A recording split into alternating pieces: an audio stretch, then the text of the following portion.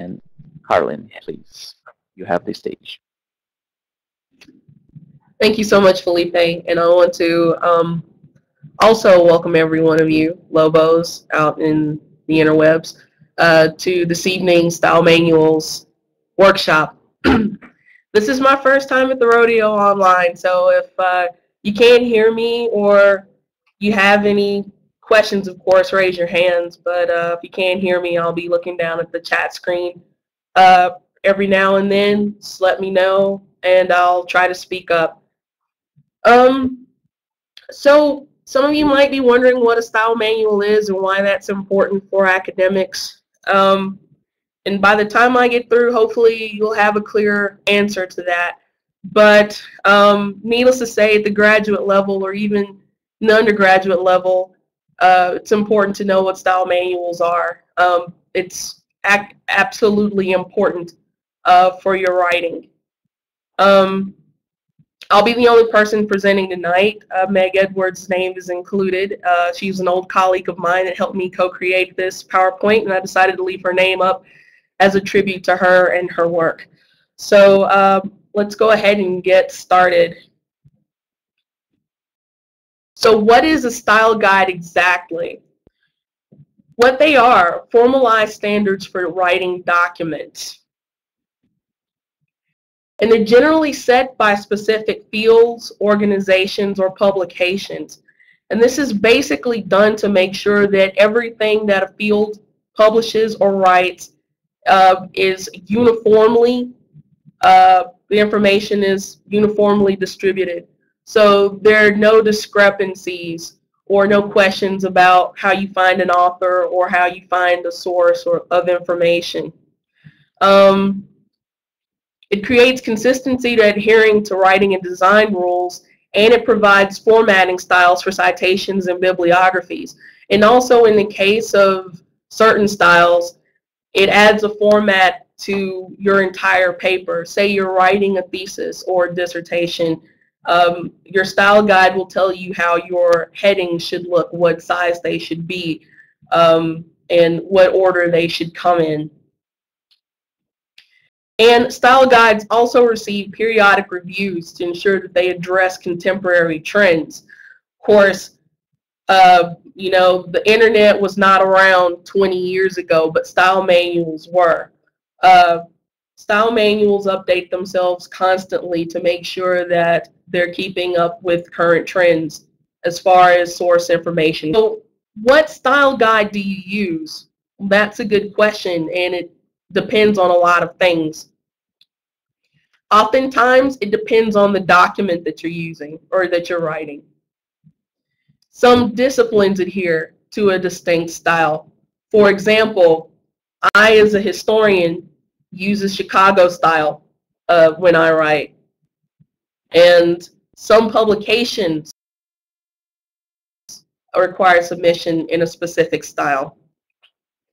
For example, both of the examples here, comparative politics and comparative political studies, are both political science journals.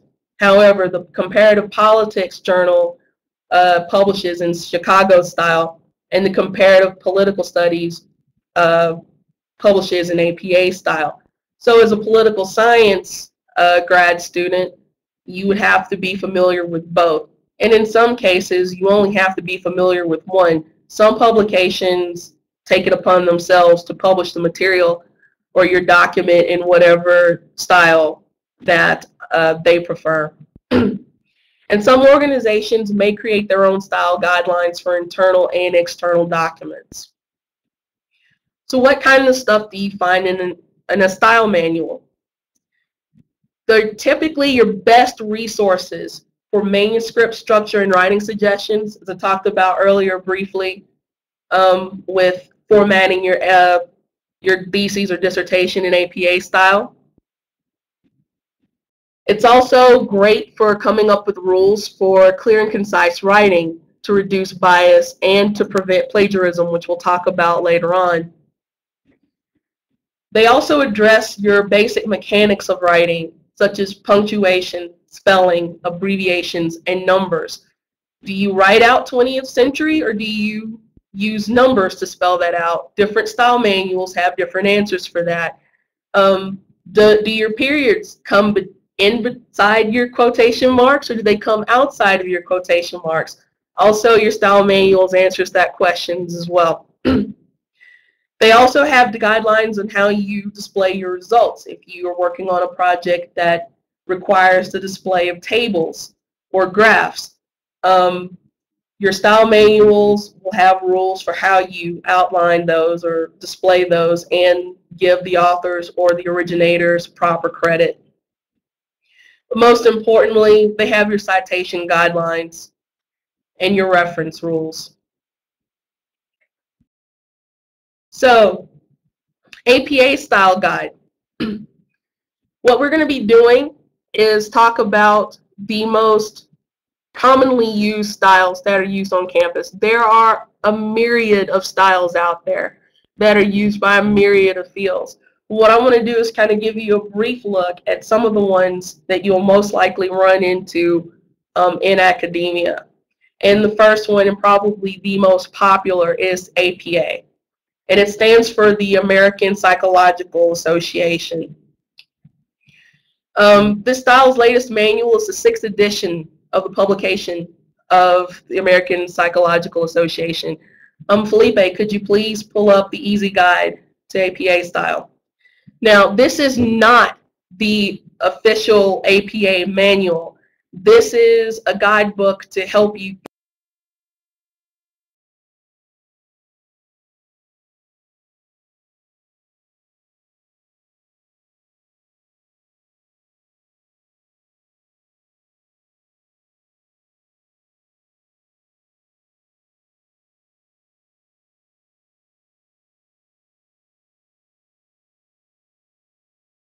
through the mechanics of APA style.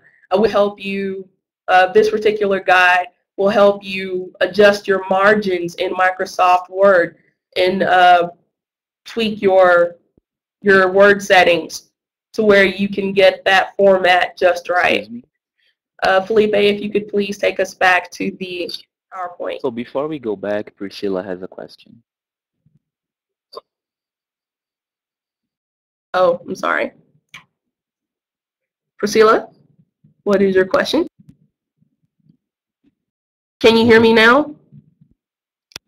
Priscilla, I think your microphone. Oh dear, I'm having trouble hearing you though. I see your lips. Priscilla, I think your microphone is disconnected.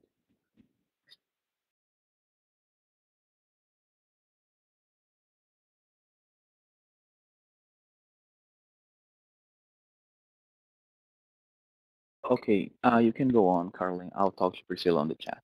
Okay. Let's see.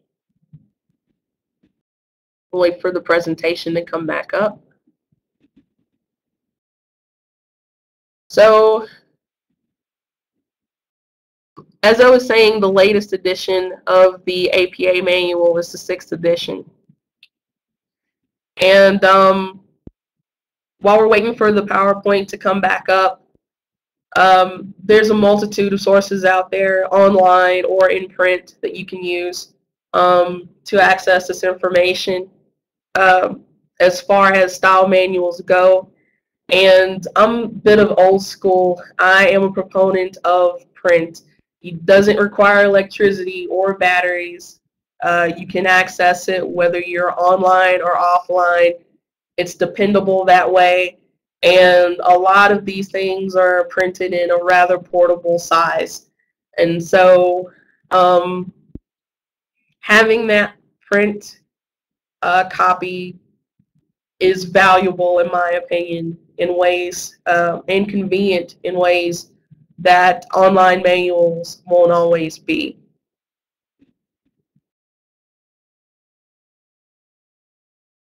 And so once we get back going here, I'll show you some examples of what APA looks like.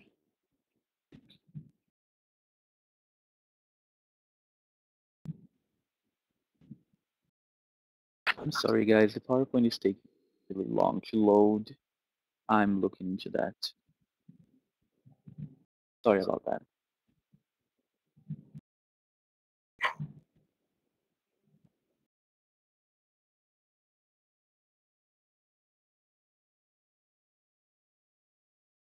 So while we're waiting, does anyone have any questions so far? I know we haven't really talked about a lot, and I might actually mention something that will come up later in the PowerPoint. But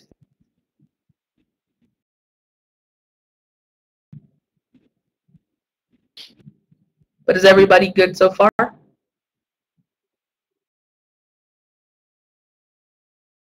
Awesome.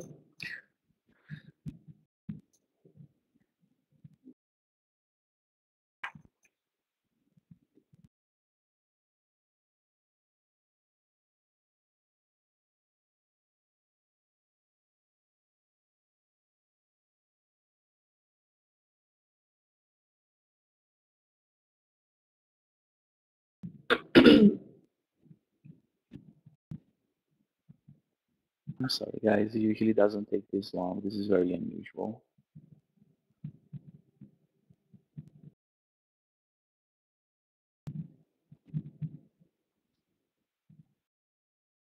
So while we're waiting, I just want to reiterate that this presentation, along with this recording, which I'll probably never want to see again, will be available to you online to be viewed at your leisure.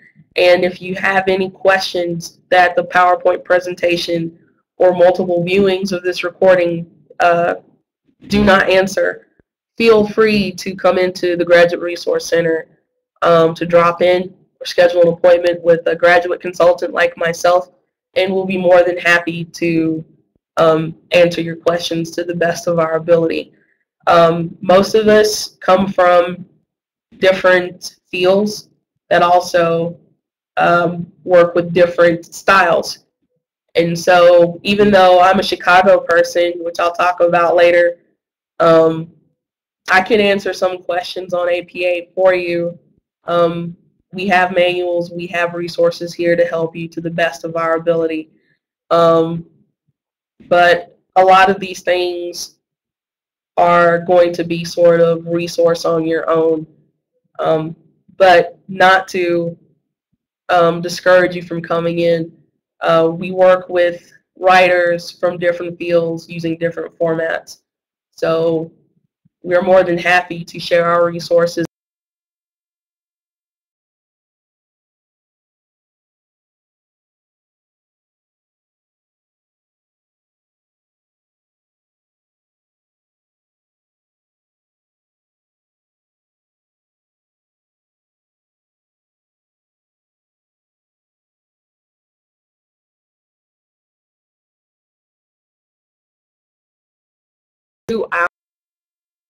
Out, and it's pretty much a one-stop shop for almost any like format there is. Well, the general formats. Let me not say any format there is. APA, MLA, Chicago are um, definitely formats you can find on Purdue Out. But thank you for bringing Perla up. I'll be sure to check that out. And I can email you my thoughts on it if you'd like. But, you know, if it's work, we're always looking for resources that are helpful. And so I'll be, if it works out or if it's really cool, I'll be glad to give that out as a suggestion to our student users. Excuse me. Okay, so as you can see, the PowerPoint is not coming up.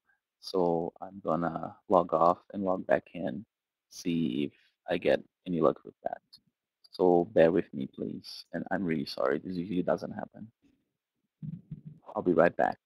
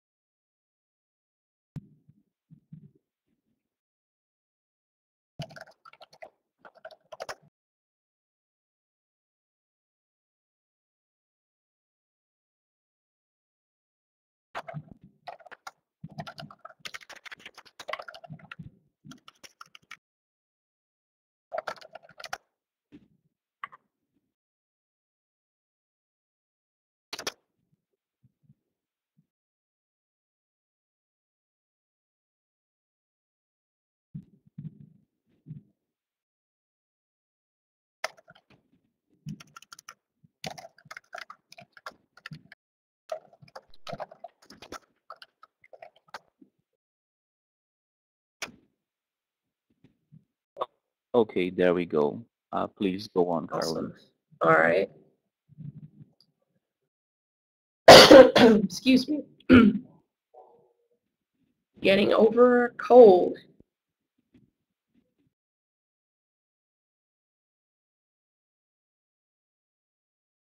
Sort of worried about trying that again. Um, So an online resource you can get to the APA manual from is the www.apastyle.org. I'll be posting that at the end of the presentation if you need to get that anyway.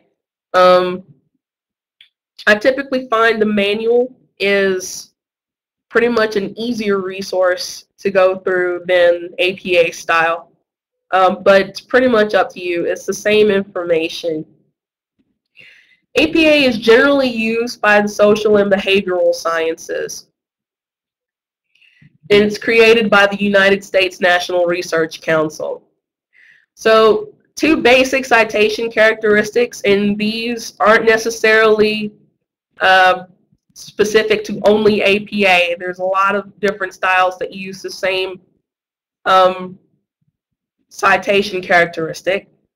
But you'll find the author, comma, year, comma, and page numbers if applicable inside parentheses near the information that needs.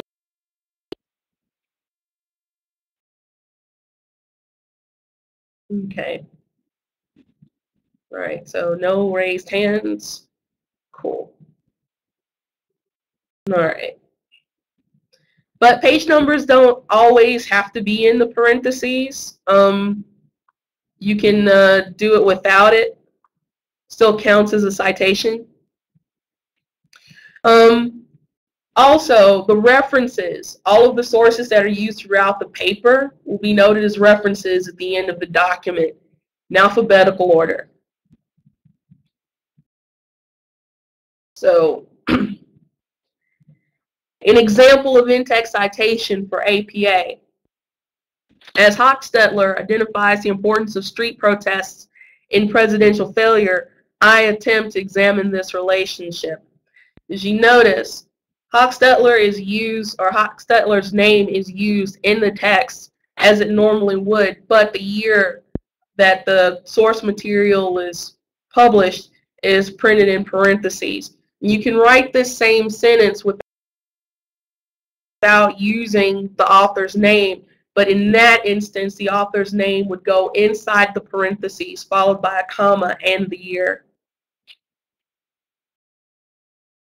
And in the references, it would look like this, reverse indentation. The last name first, followed by only the first initial, then the year, period. Rethinking Presidentialism, Challenges in Presidential Falls in South America is the title. So what you have is a title and a subtitle. Only the first letter of the first word of the title is capitalized. Everything else is lowercase. And in the subtitle follows the same rule. First word is capitalized. Everything else is lowercase except for proper nouns. Then you have the journal in italics, the volume, the issue, and the page numbers. Okay. So, MLA style guide, we have a handbook. I'm not sure if Felipe would want to try to switch over to that image, and that's fine. If you want to come in and have a look at these things, we have copies. So, Yeah, I was gonna say let's finish with the PowerPoint and then we can show the other stuff at the end, just to be safe. all right, grand idea. So MLA stands for the Modern Language Association, and it has two manuals. One of which is the MLA Style Manual and Guide to Scholarly Publishing, the third edition, published in 2008, which is geared more towards graduate students and scholars. The second one is the MLA Handbook for Writers of Research Papers, the seventh edition, published a year later, which is directed more towards undergrads and their teachers. So basically, you have the Modern Language Association making money off of two books that will basically tell you the same information. But I'm pretty sure that there might be some method to their madness in creating two books geared towards two different audiences. MLA is largely used for documentation in the humanities, specifically languages and literature, including English, the modern languages, and comparative literature. And its basic citation characteristics are not that different from APA, as you notice, except that the in-text citation is minimized. As opposed to having an author and a year and a page number, you only have the author and the page number. Your references page or section is now a works cited of everything cited in the document in alphabetical order. So an example of MLA is not too different. Again, of course, you don't have the year of the publication, but you do have the page number at the end of the material cited. So as you can see, according to Levitsky, the Paranist Party possessed a structure that provided stability while guaranteeing unique flexibility, page 31 within the parentheses. And on your works cited page, you have the author's last name first, first name last, period, followed by the title, the journal, volume issue, month and year of publication, page numbers. And then at the end, you notice what form the material comes in, print. If you have a source that is comprised of film, you might put DVD. If it's a website, you might have website there. So in this way, MLA is more specific about the source and identifying what form that source comes in than APA. Okay, so going to Chicago and Turabian. You'll hear these used interchangeably. They both pretty much are the same thing because they are both developed at the same university, more or less by the same person. Chicago refers to the Chicago Manual of Style. It's also called CMS or CMOS. It was first published by the University of Chicago in 1906. And it shares a close relationship to Turabian style, as I mentioned, and that's named for Kate L. Turabian, author of a manual for writers of research papers, theses, and dissertations, published by the same company. So just like MLA, you have a book that's geared towards one audience, a general audience, undergrads, and then you have a smaller book, also called, nicknamed Turabian, geared towards graduate students and professionals writing theses or dissertations. It's primarily used by writers and students in humanities, particularly the field of history. And the latest editions are the 16th edition for the CMOS and the 7th edition for the Manual of Writers of Theses and Dissertations. If you know anything about the University of Chicago, they're known for being, particularly its history department, they're known for being serious academics. They want to know every little thing about a source that you cite as possible. And citations in Chicago are geared specifically towards that.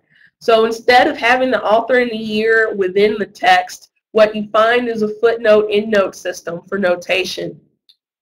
You also find reverse indentation for long bibliography entries and the use of IBID for referencing of sources. So an example of an in-text citation, basically what you have is a sentence. The end of that sentence is going to be a superscript number. And the notation, the footnote, is going to be at the bottom. So what you see here is William Faulkner, first name first, last name last, followed by a comma, the entire title in italics. Then you have the place of publication, the press, the year, in parentheses, followed by a comma, and the page number.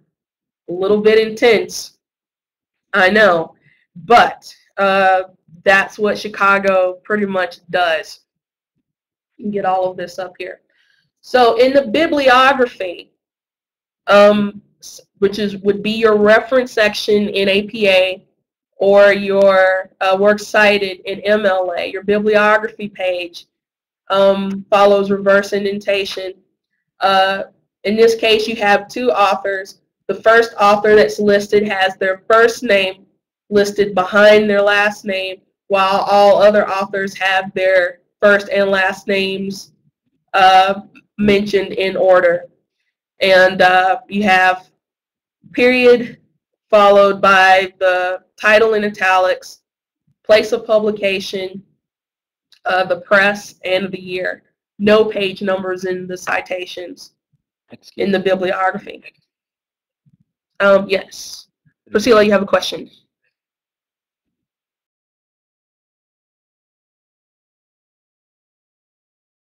Priscilla, I'm still having trouble hearing you. at the top of your screen, there is a little microphone icon.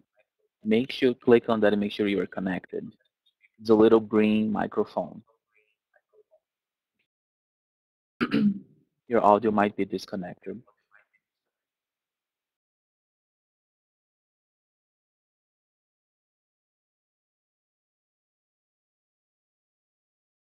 No?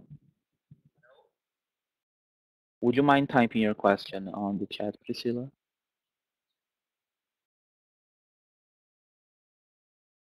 Priscilla, we cannot hear you. Would you mind typing your question on the chat window?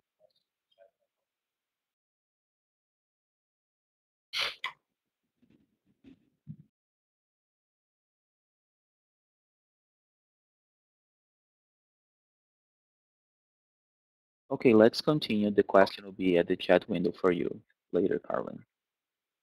Okay. Can you hear me at all, Priscilla? You can hear me? Okay. We can recap anything you might have questions on at the end, and or we can meet up and I can answer any questions that you have. So the last thing is the use of ibidem. And what ibidem will do for you in Chicago or Turabian is keep you from having to recite all of the information that you see in the first footnote over and over again. And so I did the ibidem examples as if I was going to a different page. The first time I would ever cite Faulkner's Absalom, Absalom would be the example you see under the notation heading. On the next page, though, what I would do is use, of course, obviously the notation script would be different, but what you would have is the author's name, comma, an abbreviation or shortened version of the title in italics followed by the page number.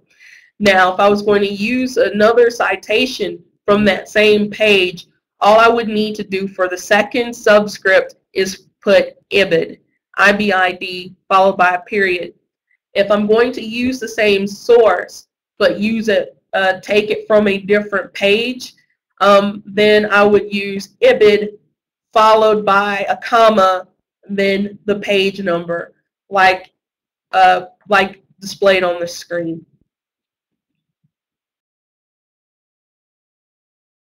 So as I was mentioning earlier, there are tons of styles out there.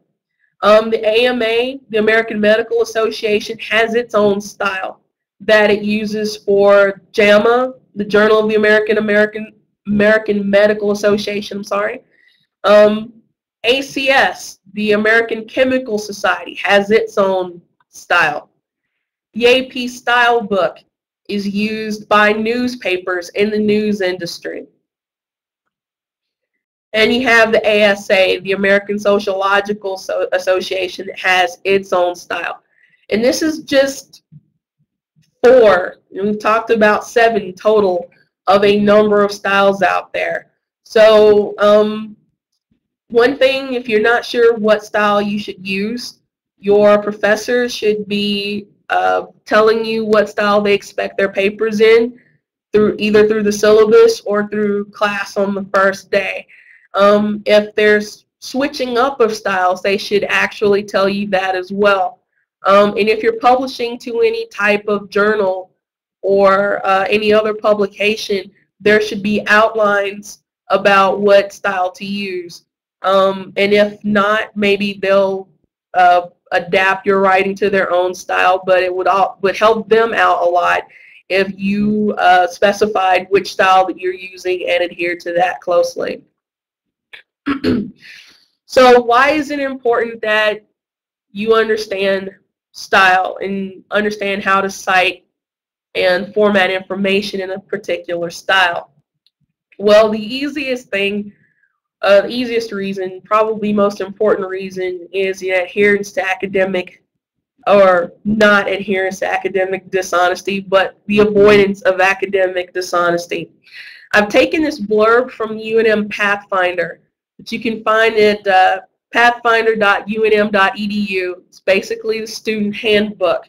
And under their link for academic dishonesty, you can see this all fits nicely and neatly all on one slide. But it tells you the penalties for being accused of academic dishonesty. It tells you what it includes.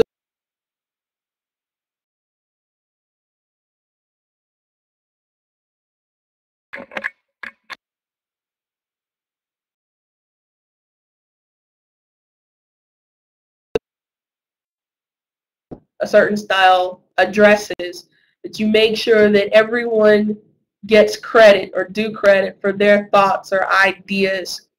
In Western academia, ideas and thoughts for an academic are their bread and butter, much like an invention is to its inventor. If you don't give credit or you take credit for something someone else came up with, then you are essentially stealing their bread and butter. You're trying to make money or build yourself up off of someone else's ideas. And the reason we format is to make sure that this does not happen. So with that, go into plagiarism.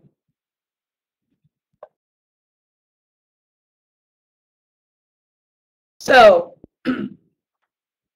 plagiarism basically is the practice of stealing and passing off a work, ideas, and thoughts of another as one's own. Just like I cannot claim that I invented the Motorola Droid telephone and try to make money off of it, I also cannot steal the idea of, say, critical race theory and try to build my own career off of it. But what's important to note is that lots of students, the majority of students, 9 out of 10, I would say, at the graduate level that are accused of plagiarism do so unintentionally. Of course, you're not planning to steal someone else's idea. You're not planning to take credit for someone else's work. However, failure to cite properly could give someone, your professor, particularly that impression. And plagiarism comes with stiff penalties, including expulsion from a university or an academic program, termination from an academic position if you're teaching or you're in administration, and a loss of credibility all around. And it's a stigma that can follow you for the rest of your career. So how do you go about doing it? Well, there are different ways of referencing the work of others in your own writing. One is a direct quotation, where the words and the information that you're lifting from a source is enclosed in all quotes.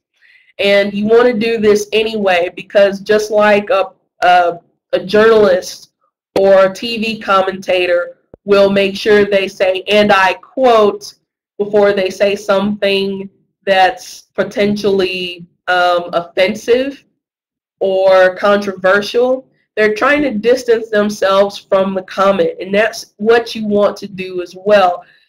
You're showing that you're not taking credit for that work, but you also want to work with that material as the author intended it to be. So direct quotations is one thing. Paraphrasing, you can take that same idea, put it in your own words, and also cite it. Doesn't have to be in quotes that way, but it's still someone else's idea, so therefore it must be cited. Summarizing, when you're describing an idea or set of ideas in a few words or sentences, is sort of like paraphrasing, except you're working with a lot more information. Still not your idea, therefore it must be cited. So the most important thing to come away with here is that you have to associate the originator of that idea or concept with that person before you work with it. And while I'm talking about associating the originators of ideas, you also have to make sure that idea stays intact. If you take a quote and you misrepresent what the author is saying for your own purposes, then that's pretty much the equivalent of legal libel. So you want to make sure that if you're quoting someone, paraphrasing, or summarizing someone, that that idea stays intact. You work with that idea exactly the way the author meant it to be and not distort it for your own purposes. So learning the rules of proper citation and of the style that you're using is absolutely mandatory. I can't stress it enough. While I'm thinking of it too, make sure that you cite as you go. A lot of people that get caught for plagiarism can cite 20 different things throughout their paper. They forget to cite too because they're putting in the citations at the end, and then they get nailed. And there is no difference for some professors. I guess it depends on who catches you and how they tend to deal with the situation.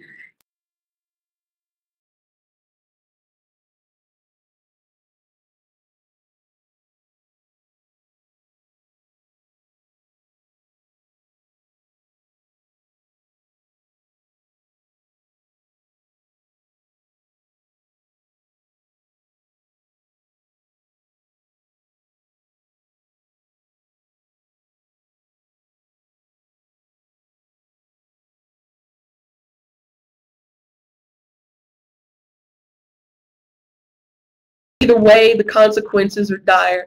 So Note, BibMe, and Zotero. You can get MayaNote Web, I believe, free through UNM, but there's also a program you can actually purchase, which has a great deal more functionality. GRC, in conjunction with Zimmerman Library, also offers tutorials on how to use these programs. And these are just new ways to cite your work, keep up with your notations, and to cite fairly easily when you're writing. If you're working on just basic English and just writing in general, The Elements of Style, also known as Strunk and White, written by William Strunk Jr. and E.B. White, is also a good resource to have handy.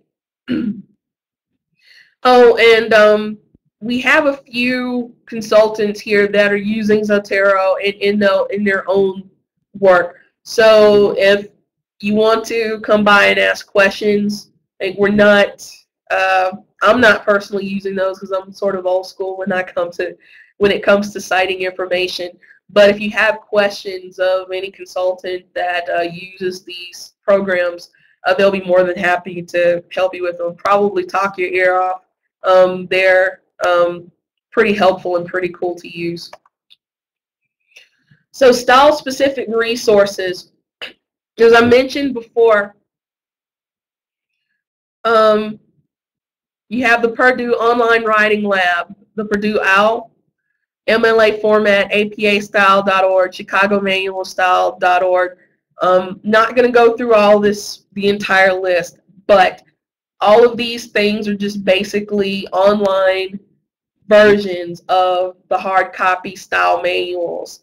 And these things are good resources to keep up with because Any changes or new trends that come out will be posted through these websites first. Um, for instance, let's say Twitter or Facebook became credible sources for citing uh, next month. Uh, what would happen is they would be posted on how to post or cite from those resources would be posted on the online resources first before the hard copies printed. So if something new comes up, then these online resources are a good place to check that out. I also threw in Amazon.com and Barnes and Noble. Those are really big book resellers. You can use those to bind copies of the printed versions of these style manuals, and they might be cheaper than what you can find them in the bookstore. Um, Either way, online or print, uh, you have all the information that you need for accurate citing. And I think that's the end of my show. It's not going to end the slide. So if you have any questions, I hope I'm not still frozen. I'm ready to address those now. Okay, and Can you I'm going hear to me? show the pictures that Carlin had planned for before. And yes, Priscilla, we can hear you. So, Carlin, if you want to make any comments on the books. Awesome. All right, so this is the 7th edition of the Handbook for Writers, excuse me, of research papers, the latest MLA copy. Um, this isn't a really thick book. It's probably like maybe that thick. Very portable. Um, if you want to flip, if you could please flip Felipe to the CMOS. Yes, he has the book right there. So not very thick. You can bend it like that. It's, pretty portable to carry in your bag. If you could please flip to the other two. No. Um, on the left, you have the manual for writers of theses and dissertations. Pretty much call that my Bible. I don't write anything without it. A lot of the stuff that I do write when I do not have it is memorized from using the same thing over and over again. And it's a relatively short book, not very thick.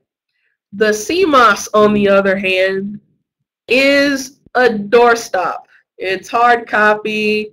It's very thick. Having an online source for that would probably be good for, more convenient and easier on your back. But again, it all depends. It all depends pretty much on which style that you're writing most of your papers in. From my experience, most people that I work with only tend to work with APA. And Felipe, if you would hold up the easy guide to APA, if you still have it with you.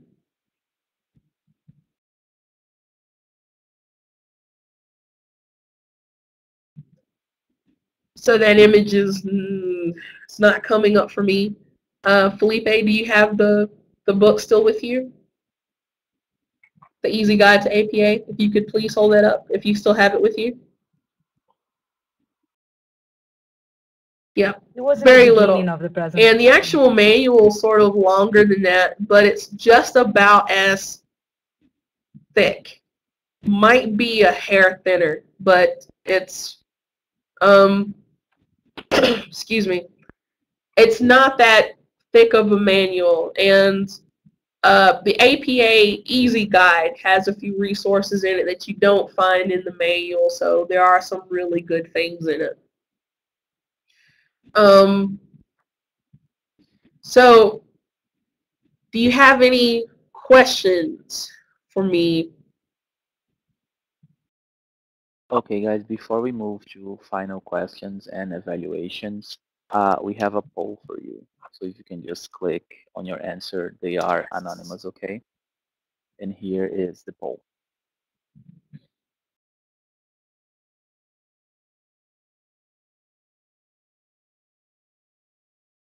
You could answer those questions for me. That would be Awesome.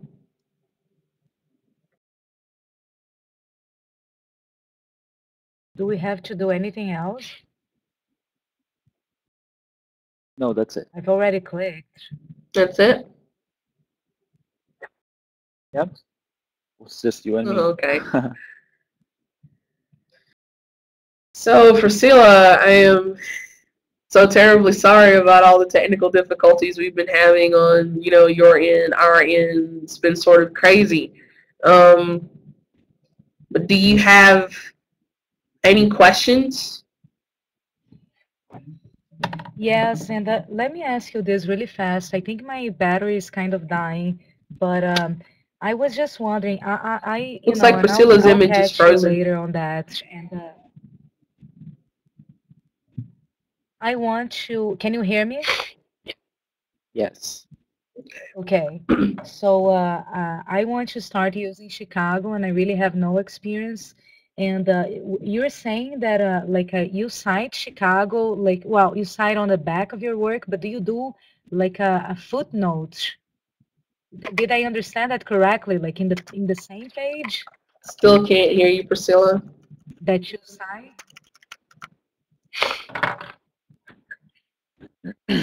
I can hear her. Can you hear I can me, hear you, Carlin? Felipe. Okay. So, the Chicago question.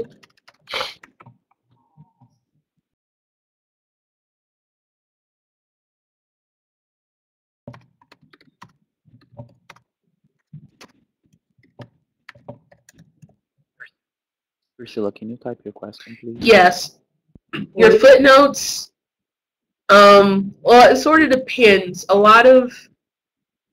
Some publications or some professors might prefer you use endnotes, and some books prefer that you put all the notes in endnotes, but more than likely what you'll find is footnotes at the bottom of the page that you cite with. Um, and maybe it's a kind of horrible thing to admit to, but one of the cool things about footnotes is that you use enough of them, they can take up a substantial amount of the page. So um, I'm not going to call it cheating, but it can help you stretch the information you have substantially.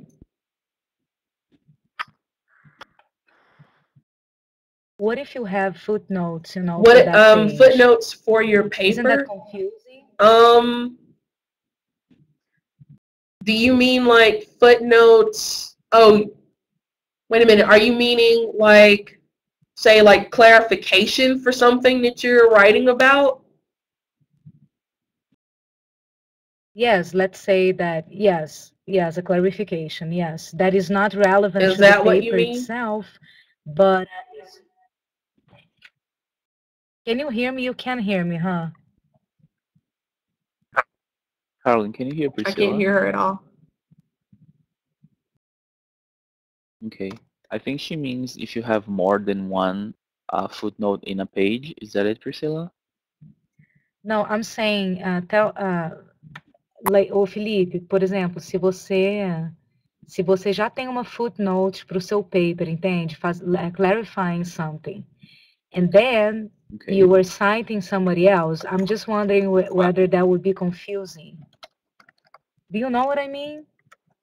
Like you have a footnote to clarify something that is in your, that you put um asterisco.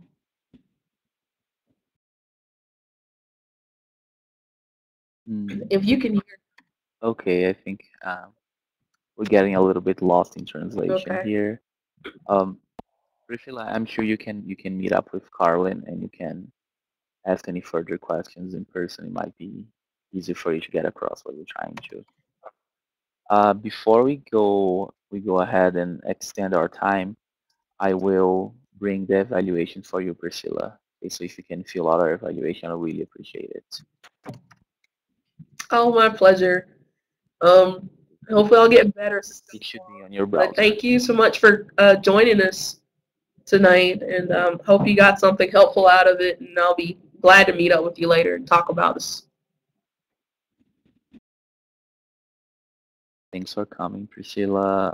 I really apologize for the technical difficulties, but technology, love it or leave it.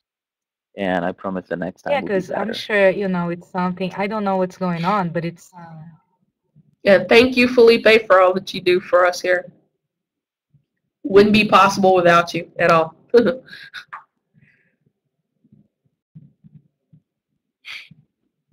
Priscilla, did you get the evaluation? yes. Thank you. I'm gonna stop the Pera, recording pera, não, now.